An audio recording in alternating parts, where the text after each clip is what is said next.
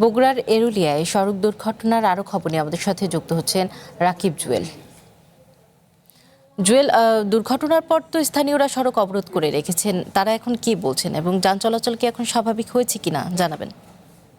সৌদা, এই বগুড়া এবং নওগাঁর যে আঞ্চলিক মহাসড়ক, যেখানটায় আপনি বলছিলেন যে সড়ক দুর্ঘটনা হয়েছে আজকে 6:45 নাগাদ, সেই দুর্ঘটনাস্থল এরুলিয়া বাজারের এখানটায় কিন্তু আমি রয়েছে। আপনি দেখতে পাচ্ছেন যে দীর্ঘ সারি কিন্তু এখানটায় ঢাকা থেকে যে ট্রাকগুলো, যে বাসগুলো নওগাঁ অভিমুখে চলছিল, সেই গাড়িগুলো কিন্তু আটকে রাখা হয়েছে এবং নওগাঁ থেকে ছেড়ে আসা যে বাসগুলো, যে ট্রাকগুলো অর্থাৎ যানবাহনগুলো, সেই যানবাহনগুলো কিন্তু ওই পারে আটকা রয়েছে।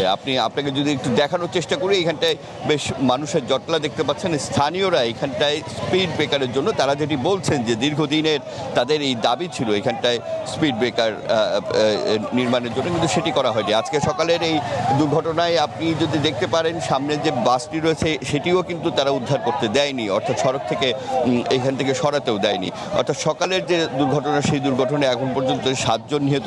এই ঘটনায় তীব্র প্রতিক্রিয়া কিন্তু দেখা দিয়েছে। এলাকায় নানা বয়সের মানুষরা এখানটায় আসছেন, এসে জড়ো হয়েছেন এবং তারা কিন্তু দাবি করছেন যে এখানটায় যতক্ষণ পর্যন্ত না স্পিড ব্রেকার নির্মাণ না করা হবে, স্থাপন না করা হবে, ততক্ষণ পর্যন্ত তারা এই সড়ক থেকে সরবেন না, এমনটি কিন্তু তারা এখানটায় বলছেন। এরই মধ্যে প্রশাসনের বিভিন্ন পর্যায়ের কর্মকর্তাদের আমরা এখানটায় অবস্থান করতে দেখছি। তারা তাদের সাথে কথা বলছেন, কিন্তু কিছুতে এখান থেকে অর্থাৎ প্রায় 4 ঘন্টা হয়ে গেল। 4 ঘন্টার মতো কিন্তু ঢাকার সঙ্গে, অর্থাৎ উত্তরাঞ্চলের এই জনপদ, এই নওগাঁ বগুড়ার আঞ্চলিক যে মহাসড়ক, সেই মহাসড়কটির কিন্তু একেবারেই অকেজো হয়ে রয়েছে। আমরা একটু স্থানীয় কয়েকজনের সাথে একটু কথা বলে জানার চেষ্টা করব যে তারা মূলত কি চাইছেন আপনারা আসলে এখানটায় কি চাইছেন। হ্যাঁ, আমরা আসলে এখানে জনগণ চাচ্ছে যে ওভার পারাপার আর আইল্যান্ড, এটাই বেশি চাচ্ছে এখানে। হ্যাঁ, এখানে তো প্রতিনিয়তই দুর্ঘটনা ঘটে। সো আমরা জনগণ চাইতেছি যে স্পিড ব্রেকার আর আইল্যান্ডটা দিলে এখানে একটু ভালো হয়। এর আগে দুর্ঘটনা ঘটেছে, বহুত ঘটনা হয়েছে। এর আগে আরো 2বার প্রতিশ্রুতি দিয়েছিল ওরা যে দেওয়া হবে, কিন্তু দেয়নি।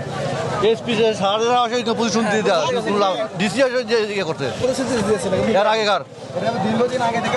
এই জায়গায় যখন এই সড়কটিও তো বেশি দিন হয়নি, নির্মাণের সময় আপনারা বলেছিলেন। নির্মাণের সময় বলা হয়েছিল, কিন্তু আমরা কোনো পাইনি। প্রতিশ্রুতি দেওয়ার পরেও কোনো 17 বছর স্বৈরাচারী শাসক থাকার পরেও আমরা কোনো পাইনি।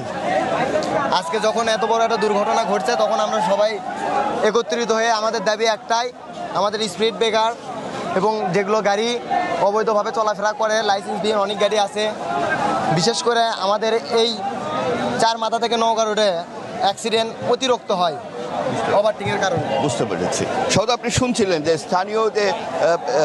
স্থানীয় এলাকাবাসী, এখানকার যারা এলাকাবাসী রয়েছেন, এই যে সকালবেলার যে দুর্ঘটনা, এই দুর্ঘটনায় নিহতদের সকলেই কিন্তু এই এলাকার আশপাশের মানুষজন, অর্থাৎ সেই কারণে তাদের প্রতিক্রিয়াটিও খুবই তীব্র হয়েছে। এবং এখানটায় শুধুমাত্র বাজার নয়, এই বাজারের পাশে কিন্তু একটি স্কুলও রয়েছে এবং সেই শিক্ষার্থীদের পারাপারের বিষয়টিও এখানে খুবই গুরুত্বপূর্ণ বিষয়। এবং তারা বলছেন যে প্রায়ই কিন্তু এখানটায় সড়ক দুর্ঘটনা ঘটে এবং যার ফলে তারা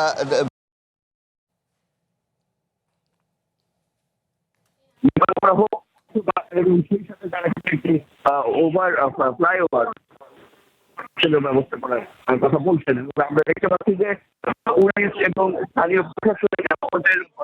এবং স্থানীয় প্রশাসনের নানা পর্যায়ের যে কর্মকর্তারা রয়েছেন, তারা তাদের সাথে কথা বলার চেষ্টা করছেন এবং সেই অবস্থায় আমরা তারা নিয়ন্ত্রণ করার চেষ্টা করছেন, কিন্তু কিছুতেই স্থানীয় ব্যক্তিরা এখন 10টারও বেশি সময়, অর্থাৎ যদি 6টা থেকেও ধরা যায়, একেবারে 4 ঘন্টা কিন্তু হয়ে গেল। এই 4 ঘন্টা ধরে কিন্তু এই নওগাঁর এবং বগুড়ার যে আঞ্চলিক মহাসড়ক, এই মহাসড়কের পুরোটাই বন্ধ রয়েছে যান চলাচল। চলাচল, এবং এই যান চলাচল তারা যেটি দাবি করছেন যে ততক্ষণ পর্যন্ত স্বাভাবিক হবে না যতক্ষণ পর্যন্ত এখানটায় অন্তত আজকে একটি একটি স্পিড ব্রেকার নির্মাণ না করা হবে, এবং সেই ব্যবস্থা হয়তো করার ব্যবস্থা নেওয়া হচ্ছে। আমরা যতদূর জানতে পেরেছি সেই চেষ্টা তারা করছেন। এখন পর্যন্ত সবশেষ তথ্য আবার একটু জানিয়ে রাখি, 2 জন গুরুতর আহত ব্যক্তিকে এখান থেকে কিন্তু ঢাকায় পাঠানো হয়েছে, বাকিরা চিকিৎসা নিচ্ছেন। 7 জন এ পর্যন্ত নিহত হয়েছেন, তারা প্রত্যেকেই এই এলাকার একেবারে